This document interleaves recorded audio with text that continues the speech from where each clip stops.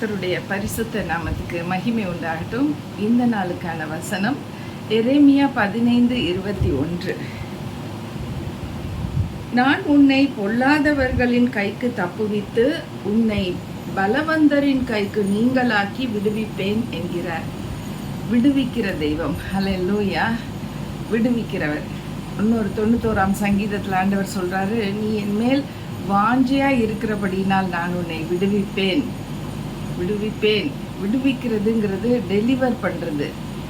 ஒரு பயங்கரமான சூழ்நிலையில் சிக்கியிருக்கும் போது அது ஜனங்கள் எல்லாரும் சூழ்ந்து கொள்ளும் பொழுது ஒரு பயங்கரமான ஒரு இக்கட்டான சூழ்நிலையில் சிக்கப்பட்டு இருக்கிறீங்களா? எல்லாருமே உங்களுக்கு எகென்ஸ்டாக எழும்புறாங்களா?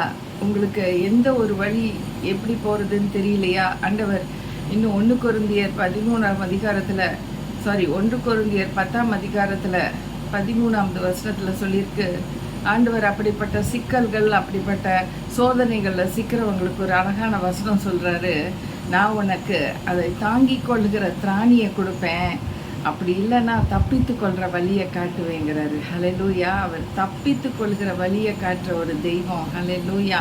எங்களுக்கு எத்தனையோ முறை தப்பித்து கொள்கிற வழியை அவர் காண்பித்திருக்கிறாரு. பாருங்கள், யோபுவோட வாழ்க்கையில் எல்லாம் சாத்தான் வந்து எல்லாத்தையும் பிடுங்கிட்டு போயிட்டான். எதுவுமே அவனை விட்டு வைக்கல. 10 பிள்ளைங்க இருந்தாங்க, 10 பேரும் செத்து போயிட்டாங்க ஒரே நாளில். யோசிச்சு பாருங்க, ஒரு பிள்ளைய பறி கொடுக்கறதுன்னா எவ்வளோ கஷ்டம். அதில் வந்து 10 பேரும் ஒரே நாளில் செத்துட்டாங்க. அவர் சொத்து சுகம், அவருக்கு இருந்த ஆடு மாடுகள், இன்னும் வந்துட்டு கழுதைகள், இன்னும் ஒட்டகங்கள், இப்படி இருந்த காரியங்கள் இருக்குமா. அவரோட சொத்துன்னு சொல்கிறது அந்த காலத்தில் இஸ்ரேல் நாட்டில் ஆடு மாடு வச்சு தான் கணக்கு போடுவாங்க எவ்வளோ பெரிய சொத்துக்காரர்னு. அப்படி ஊட்ஸ் தேசத்தில் பெரிய சீமானா வாழ்ந்த இந்த யோபு கர்த்தருக்கு ஏற்ற ஒரு நல்ல மனுஷனாக இருந்தார். அவரை பற்றி ஆண்டவரே சொல்கிறாரு, யோபு 1:8, அவன் சன்மார்க்கனும் உத்தமனும் சன்மார்க்கனும் பொல்லாப்புக்கு விலகுகிற தேவனுக்கு பிரியமாக இருக்கிற ஒரு மனுஷன் சொல்லி போடப்பட்டிருக்கு. ஹல்லேலூயா. அப்படி தேவனுக்கு பிரியமாக இருக்கக்கூடிய இந்த மனுஷனுக்கு வந்த சோதனை பாருங்கள், எக்கச்சக்கமாக வந்தது. ஒரே நாளில் எல்லாம் போச்சுன்னு 3 ஃப்ரெண்ட்ஸ் வந்தாங்க. அவங்கெல்லாம் ஃப்ரெண்ட்ஸ் மாதிரியே பேசலை. நீ ஏதோ தப்பு பண்ணிட்ட, நீ பாவம் பண்ணிட்ட, அதனால தான் உடம்பெல்லாம் பாரு எரியிற பந்தம் போல் இருக்கிற கொப்பளங்கள் வந்திருக்கு பாருன்னு சொல்லிட்டு. ஆனால் அந்த 3 ஃப்ரெண்ட்ஸ் மாதிரி வந்தவங்க 3 விரோதிங்க மாதிரி ஆயிட்டாங்க. அவருக்கு மென்டல் டார்ச்சரு. அவரை வந்து ஏற்கனவே சரீரத்தில் நொந்து போய் அந்த சரட்டையை வச்சு சுரண்டிட்டு உட்காந்துருக்காரு தெருவில் மரத்துக்கடியில். பிக்சர் பண்ணி பாருங்கள் எவ்வளோ பயங்கரமான ஒரு சூழ்நிலைன்னு. அப்படி இருக்கக்கூடிய அந்த அவங்க வந்து அவங்களுக்கு எப்படிப்பட்ட சோதனை இவருக்கு வந்ததுன்னா, மென்டல் டார்ச்சர், ட்ரோமா, ஸ்ட்ரெஸ்ஸு, ரொம்ப ப்ரெஷரைஸ் ஆனார். அவருக்கு வந்து போக்கு தெரில. ஏன்னா அவர் உண்மையிலே நல்லவர். ஆனால் அவருக்கு வந்து இப்படி ஒரு சோதனையில் எனக்கு ஃப்ரெண்ட்ஸாக இருக்கவங்க எனக்கு உறுதுணையாக வருவாங்கன்னு சொன்னால் அவங்க பொல்லாப்பு தான் செஞ்சாங்க. அவங்க தீவினையாக பேசினாங்க. அவங்களோட பேச்சுவார்த்தையிலே அவர் நொந்து போயிட்டார்.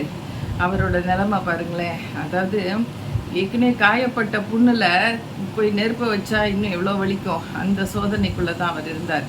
ஆனால் அவர் ரொம்ப நேரம் அதை திராணியை தாங்கி கொள்கிற திராணி கொடுத்துட்டே இருந்தார் ஆண்டவர். கடைசியில் தப்பித்து கொள்கிற வழியை காட்டினார். நீ உன்னோட ஃப்ரெண்ட்ஸுக்காக ஜெபம் பண்ணுறியா? நீ ஜெபம் பண்ணு, உடனே நான் விடுவிக்கிறேங்கிறார் ஆண்டவர். அது ஒரு டெஸ்ட் வச்சார் பாருங்க. அதில் யோபு உத்தமமாக ஜெபிச்சிருக்கிறாரு.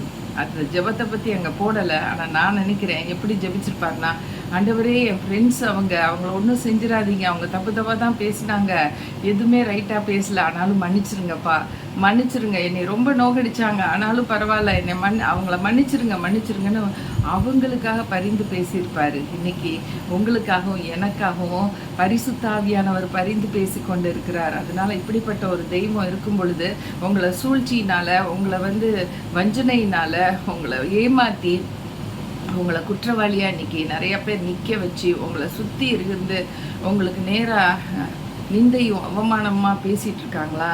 இன்றைக்கி இதுதான் உங்களுக்கு செய்தி. உங்களுக்கு கர்த்தர் துணையாக இருப்பாருன்னா உங்களுக்கு நீங்கள் கவலைப்படவே வேணாம். எப்படியாச்சும் ஒரு தூதன் அனுப்புவார், எப்படியாச்சும் ஒரு அட்வொகேட் அனுப்புவார், எப்படியாச்சும் ஒரு ஜட்ஜு உங்களுக்கு சாதகமாக பேசுகிற ஒரு ஆள் இருப்பார். ஹல்லேலூயா. எங்களுக்கு எத்தனையோ முறை இந்த மாதிரி வந்தப்போ எங்களை ஆண்டவர் பாதுகாத்துருக்கிறாரு. ஹல்லேலூயா. இந்த சவுலுங்கிற ராஜா தாவீதை விரட்டிகிட்டே போயிட்டு இருந்தார் பாருங்க. எத்தனையோ ஜனங்களை மக்களை வச்சுக்கிட்டு பின்னாடி விரட்டிட்டு அவரை கொன்னே தீர்வேன்ட்டு போயிட்டு இருந்தார் பாருங்க. ஆண்டவர் ஒவ்வொரு முறையும் காப்பாற்றினார், ஒவ்வொரு முறையும் அவரை பாதுகாத்தார். ஏன்னா சவுலுக்கு அப்புறம் அடுத்து வரக்கூடிய ராஜாவே இதே தாவீது தான். ஆண்டவருக்கு எல்லாமே தெரியும். அவர்கிட்ட நம்ம சரணடைஞ்சிடணும், சரண்டர் ஆகிடணும். ஆண்டவரே நீங்கள் தான் எனக்குன்னு சொல்லி வரும்பொழுது ஒரு ஆப்பிரிக்கன் பாஸ்டர் ஒருத்தர் அவரை ஒரு இந்த மாதிரி தான் சூழ்ந்துக்கிட்டாங்க. ஆனால் ஒரே ஒரு ஆள் கையில் கன் இருக்குது. அந்த ஆள் கன்னை வச்சுட்டு பைபிளை இவரை வச்சு முட்டி போட வச்சுட்டாங்க. முட்டி போட்டுட்டாரு. பைபிளை தான் நெஞ்சில் இறுக்கி பிடிச்சிக்கிட்டு ஜெபம் பண்ணிகிட்டு இருக்காரு இந்த பாஸ்டர். உருப்படியான நல்ல ஒழுங்கான பாஸ்டர்.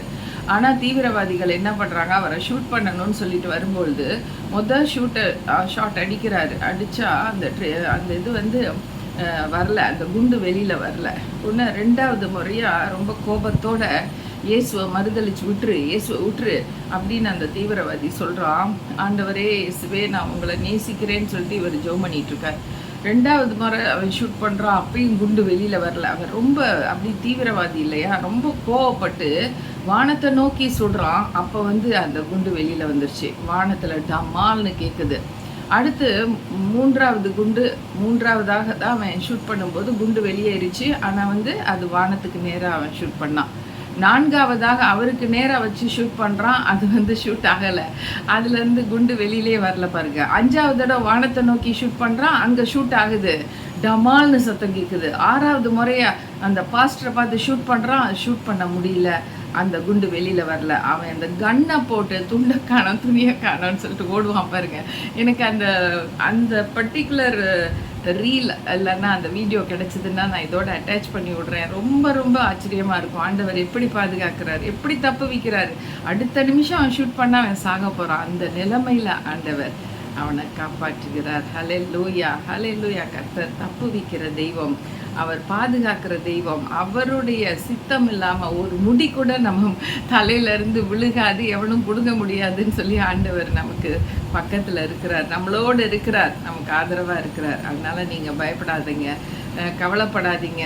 நமக்கு யாருமே இல்லையே, நம்மளை இப்படி சூழ்ந்துக்கிட்டாங்களே, நமக்கு ஒரு நிந்தையும் அவமானமாக நம்மளை வச்சுட்டாங்களேன்னு மாத்திரம் நினைக்காதீங்க. ஆண்டவர் நம்மோடு இருக்கிறார். நமக்கு அந்த நேரத்தில் என்ன பேசணுமோ அந்த உத்தரவு வாயிலிருந்து வரும் பாருங்க. ரொம்ப ஞானமாக பேசுவோம் அந்த டைமில். நமக்கு எப்படி இந்த பிரச்சனையிலேருந்து வெளியில் வந்தோன்னே தெரியாது. கர்த்தர் அந்த நேரத்தில் நமக்கு அதிகமான ஞானத்தை கொடுப்பாரு. இல்லைன்னா யாரையானும் அனுப்புவார். ஒரு ஏஞ்சல் ஆஃப் த லார்ட் நிற்கும். அவங்கெல்லாம் தெரிச்சு ஓடிடுவாங்க, இவங்க மாத்திரம் இருப்பாங்க. கர்த்தருக்கு மகிமை உண்டாகட்டும். ஜெபிக்கலாமா? நல்ல ஆண்டவரே, உமக்கு ஸ்தோத்திரம் அப்பா, உமக்கு நன்றி ராஜா. நீ நல்லவர் ஆண்டவரே. எத்தனை பேர் சூழ்ந்து கொண்டு அப்பா அடிக்க நொறுக்கன்னு சொல்லி கட்டைய இன்னும் AK-47 எல்லாத்தையும் தூக்கிட்டு வந்தால் கூட நீங்கள் எங்களோட இருந்தால் போதும் ஆண்டவரே. நாங்கள் தப்புவிக்கப்படுவோம். எங்களை யார் எதுவும் சேதப்படுத்த முடியாதபடி நீங்கள் பாதுகாப்பீங்கப்பா. அப்படியே திருக்கரத்தில் ஒவ்வொரு நாளும் காலையிலே ஜெபிச்சு அர்ப்பணிக்கிறோம் ராஜா. எங்களை காப்பாற்றுங்க. கெட்டவங்க மோசமானவங்க மத்தியில் நாங்கள் சிக்கி விடாதபடி, எந்த நாசமோசமும் எங்களுக்கு வராதபடி எங்களை சூழ்ந்து உடைய தூதர்களை அனுப்புங்க, எங்களை பாதுகாத்து கொள்ளுங்க ராஜான்னு சொல்லி நாங்கள் ஜெபிக்கும் பொழுது கர்த்தர் அப்படியே செய்கிறார். ஹல்லேலூயா, ஹல்லேலூயா. கர்த்தருக்கே மகிமை உண்டாகட்டும். இந்த அருமையான வேலையிலும் யாரெல்லாம் இப்படி ஒரு துன்பத்தில் சிக்குண்டு இருக்காங்களோ அவங்கள வெளியே கொண்டு வாங்க ராஜா. அவங்க உத்தமர்கள் என்று விளங்க செய்யுங்க ராஜா. நீங்கள் அவங்களோட இருந்து அவங்கள பத்திரப்படுத்துங்க, பாதுகாத்து கொள்ளுங்க, தப்புவீங்க, ஆசீர்வதிங்க ராஜா. கடைசி உனக்கு நரைமுடி வர்ற வரைக்கும் நான் உன்னை ஏந்துவேன், சுமப்பேன், தப்புவிப்பேன் சொல்லுகிற வார்த்தையை நினைவு கூறுகிறோம் ராஜா. தேவரேர் ஆசீர்வதிங்க. உங்களுடைய பிள்ளைகளை பாதுகாத்து கொள்ளுங்க. இயேசுவின் நாமத்தில் கேட்கிறோம் நல்ல பிதாவே, ஆமென். Thank you friends for joining us and God bless you all.